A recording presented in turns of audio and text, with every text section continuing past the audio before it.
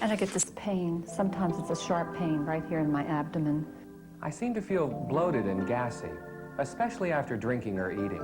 I've had diarrhea lately, alternating with constipation.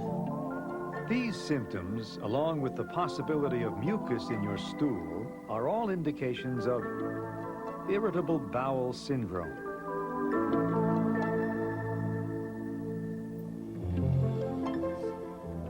Nearly half of all digestive complaints seen by doctors are caused by irritable bowel syndrome. Sometimes it is also referred to as spastic colon or nervous stomach. While the symptoms can be very uncomfortable, irritable bowel syndrome is not a disease but a disorder, and it does not lead to cancer. There is no relationship between irritable bowel syndrome and ulcerative colitis, which is an inflammation of the colon. Unlike ulcerative colitis, irritable bowel syndrome almost never requires surgery. Normally, food moves through your digestive tract without any trouble or pain. It's taken in the mouth, chewed into smaller pieces, and sent down the esophagus to the stomach. Here, it's mixed and churned with powerful digestive juices. The liquefied food enters the small intestine, which extracts useful nutrients as the food passes through. The undigested material that remains is then forced into the large bowel, or colon. Here, some of the water is separated from the material, and what remains is formed into a mass.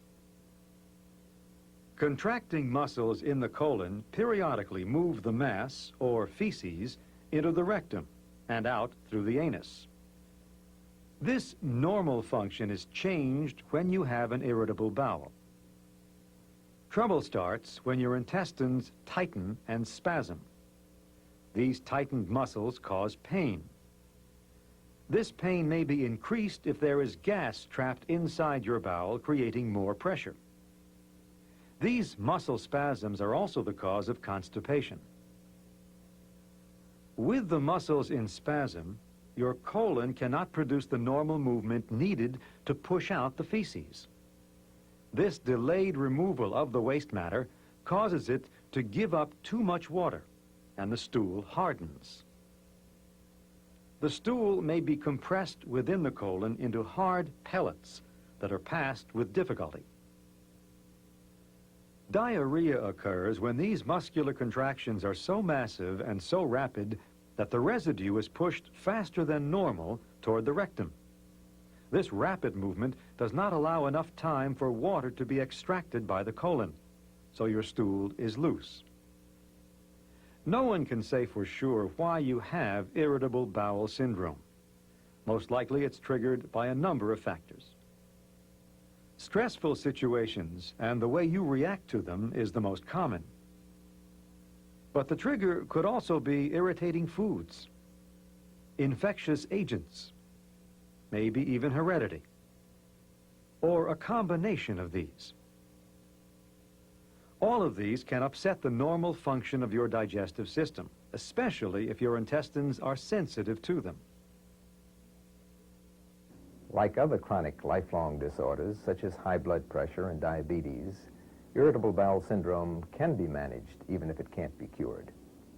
The key to successful managing of your irritable bowel syndrome is your cooperation with your doctor's treatment program.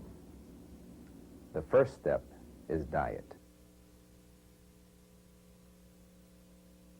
You'll begin by keeping a daily log of all the foods you eat.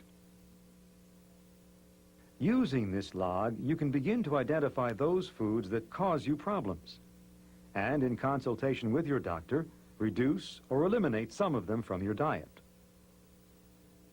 Dietary sensitivities are highly individual. For example, milk and milk products like butter and cheese, and other foods such as beans and cabbage may cause gas and bloating in some people. For others, coffee causes diarrhea. Your doctor may give you a diet designed to soothe your irritable bowel. High-fiber foods such as lettuce and bran can be particularly beneficial because they add bulk to your stool, making it softer and less painful to pass. Bulk agents may be recommended to normalize the consistency of your stool, whether you are having diarrhea or constipation. Another important goal of your treatment program is learning to deal with stressful situations. If you're under emotional pressures at the job or in the home situation, think of ways to reduce or to avoid these pressures. Try to develop a more relaxed lifestyle. Discuss these possibilities with your doctor. Relief from stress could be as simple as pursuing a hobby or some regular activity that is enjoyable and relaxing. Management of stress also includes getting enough rest. If you cannot manage your stress as well as you'd like, your doctor may recommend certain relaxation techniques, or counseling may be recommended for a time. A heating pad or hot water bottle placed on your stomach may give some relief from any pain you may have.